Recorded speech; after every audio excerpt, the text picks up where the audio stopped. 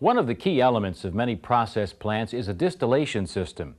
It's important for operators to understand how distillation systems work because it's part of their job to make sure the systems. During operation, a pump is used to move the feed from the tank to a preheater. In the preheater, the mixture is heated under pressure to just below its boiling point. The pressure in the tower is lower than the pressure in the preheater. So when the feed enters the tower, it starts to boil. The vapors from the boiling liquid, which primarily contain the lighter components in the feed, rise in the tower. The remaining liquid, which consists primarily of the heavier components in the feed, moves down the tower and collects at the bottom. Some of this liquid is drawn off as the bottom's product, and some of it's routed to a device called a reboiler, which is connected to the bottom of the tower. The reboiler is usually a heat exchanger that's designed to vaporize the lighter components that remain in the liquid from the bottom of the tower. Vapors from the reboiler, or in some cases a mixture of vapors and liquid, re-enter the tower. The vapors then rise up in the tower. These vapors and the heat they contain are often referred to as boil-up. The hot boil-up provides heat that's needed for the distillation process to take place in the tower. The vapors that rise up in the tower are routed to a condenser. The purpose of the condenser is to cool and condense the vapors into liquid. From the condenser, the liquid flows into a receiver or accumulator. The receiver provides a reservoir for the liquid. Part of the liquid from the receiver is pumped back into the top of the tower, and part of it is drawn off as the tower. This is a simplified illustration of the inside of one type of distillation tower. This tower uses trays called sieve trays to separate vapors and liquid. The trays are spaced throughout the tower. They're called sieve trays because they have many openings in them, like a sieve. Here's a closer view of some of the trays. We've exaggerated the size of the openings to make them easier to see. The openings in the trays allow vapors to rise through the trays on their way up the tower. Each tray is also designed to hold liquid. Dams or weirs on each tray allow liquid to build up on the tray. Liquid that overflows the weirs flows into downcomers. The downcomers channel the liquid from tray to tray down the tower. When the upward moving vapors and the downward flowing liquid come in contact on each tray, the vapors transfer some of their heat to the liquid. Two things happen. The heavier components of the vapors become cooler and condense into liquid, and the lighter components of the liquid boil. The vapors then rise toward the next tray. As this process continues, the rising vapors contain a higher concentration of lighter components and a lower concentration of heavier components. The middle section is where the feed enters the tower and part of the feed vaporizes. This vaporization is commonly known as flashing. So this section of the tower is often called the flash zone. The section above the flash zone is called the rectification section. In this part of the tower, the concentration of lighter components increases. The section of the tower below the flash zone, distillation systems use several methods to help maximize the purity of the products. One of these methods is called refluxing. The vapors coming off the top of the tower are condensed in a condenser and then collected in a receiver. Part of the liquid from the receiver is sent to storage or to other units in the plant as the tower's overhead product. The rest of the liquid is pumped back into the top of the tower. The liquid that's reintroduced into the tower is called external reflux. Because it consists of liquid that was cooled in the condenser, the external reflux is cooler than the liquid in the top of the tower. As the external reflux cools the top of the tower, vapors made of heavier fractions condense.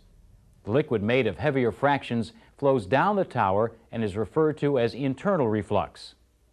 Meanwhile, the top of the tower is still hot enough to keep the lighter fractions in vapor form. The vapors are drawn off the top of the tower and into the condenser. Refluxing increases the purity of the overhead product because condensing the vapors made of heavier fractions keeps them out of the stream of vapors that leaves the top of the tower. Another method used to maximize product purity is called reboiling. The bottom's liquid that's drawn off from the tower is sent to a heater called a reboiler. The rest of the bottom's liquid is sent to storage or to other units in the plant as the tower's bottom's product. The reboiler heats the liquid it receives so that a mixture of vapors and liquid is formed. Depending on the system, either vapors or the mixture of vapors and liquid is then reintroduced into the tower. The hot vapors cause any lighter fractions in the liquid at the bottom to vaporize and move up the tower. This reduces the amount of lighter fractions in the bottom's product. The reboiler provides the major portion of the heat that's required. Let's start with a tower that uses trays with bubble caps. The holes in each tray are covered with caps called bubble caps. The slots in these bubble caps disperse the rising vapors through the liquid on the tray. Each bubble cap has many slots, and each tray has many bubble caps to spread out the vapors. This ensures maximum contact between vapors and liquid so that maximum heat transfer can take place. Another type of tower, called a packed tower, contains layers of devices called packing instead of trays with bubble caps. There are many different types of packing. Some towers have sections that are filled with cylindrical rings like the one illustrated here. It's known as a Raschig ring. Another type of packing is known as a burl saddle. The packing breaks up the liquid so that it flows over a large amount of surface area. This exposes more of the liquid to the vapors and increases heat transfer from the vapors to the liquid. Packing can be made from many different materials, including porcelain, copper, aluminum, and iron. The main requirement is that the material must be compatible with the liquid in the tower and the conditions under which the tower is operated. This is a section of another type of packing from a distillation tower. It's called a packing grid. Each layer in the grid has spaces for vapors to rise through the packing on their way up the tower. Liquid flows over these surfaces, which channel the liquid as it flows down the tower. The packing grid provides a great deal of surface area where contact between the vapors and the liquid can take place, so heat transfer. We'll begin with the temperature at the top of the tower. The temperature at the top of the tower should be at or slightly above the boiling temperature of the desired overhead product at the operating pressure of the tower. If the temperature at the top of the tower is higher than it should be, more of the heavier components will vaporize and become part of the overhead product, instead of flowing down the tower as a liquid. On the other hand, if the temperature at the top of the tower is lower than it should be, less of the lighter components will vaporize. Some of the lighter components will remain as a liquid and flow down the tower. The temperature at the bottom of the tower is also important. The temperature at the bottom of the tower is usually slightly below the boiling point of the heavier component. If the temperature at the bottom of the tower is too high, more of the heavier components will vaporize and move up the tower instead of remaining as a liquid. If the temperature at the bottom of the tower is too low, less of the lighter components will vaporize and move up the tower. Another place where temperature control is important is at the feed point. The temperature at the feed point should be within the boiling range of the mixture. The temperature at the feed point should be close to the temperature of the feed tray. The temperature of the feed tray depends on its physical location in the tower. For example, the lower the feed tray is in the tower, the higher its temperature will be. If the temperature at the feed point is higher than it should be, more of the heavier components will vaporize and move up the tower instead of moving down the tower as a liquid. On the other hand, if the feed point temperature is too low, less of the lighter components will vaporize, and more lighter components will end up in the feed mixture by using a preheater. This regulates the temperature at the feed point. At the bottom of the tower, temperature is controlled by the amount of heat that is added by the reboiler. This added heat is referred to as boil up. The temperature at the top of the tower is controlled by the amount or the temperature of the cool liquid that's pumped back into the tower from the overhead receiver. This is called the reflux rate. Increasing the reflux rate decreases the temperature at the top of the tower. Some distillation systems contain equipment known as pump-arounds. The purpose of a pump-around is to remove hot liquid from the tower and pump it through a cooler. The cooled liquid is then reintroduced at a higher level in the tower. A pump-around helps control the temperature of the internal reflux.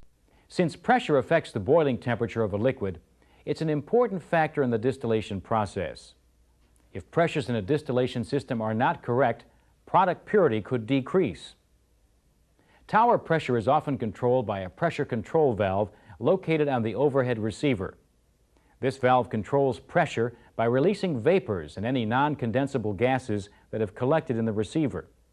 In some cases, a vacuum system draws gases from the receiver to control tower pressure. Another pressure that's important to an operator is the tower's differential pressure.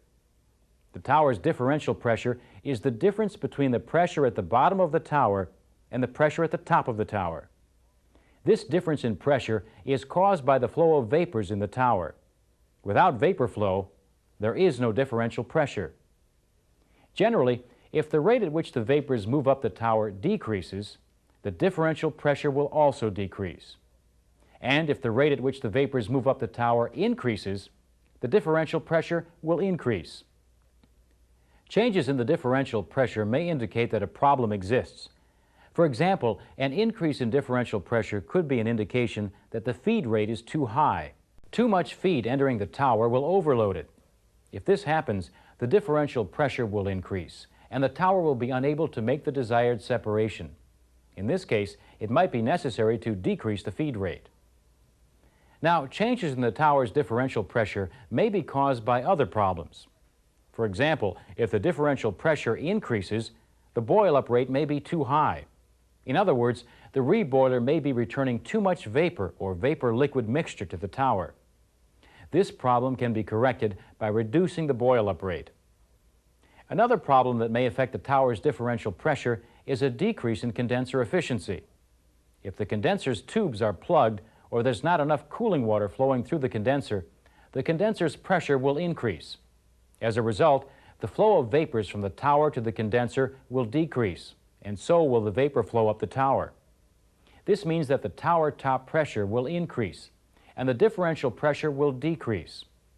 If a condenser problem is suspected, the condenser should be checked, and corrective action should be taken if necessary.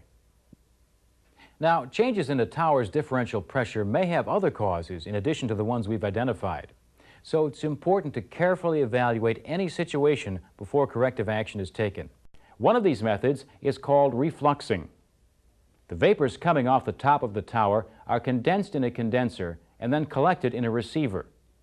Part of the liquid from the receiver is sent to storage or to other units in the plant as the tower's overhead product. The rest of the liquid is pumped back into the top of the tower. The liquid that's reintroduced into the tower is called external reflux. Because it consists of liquid that was cooled in the condenser, the external reflux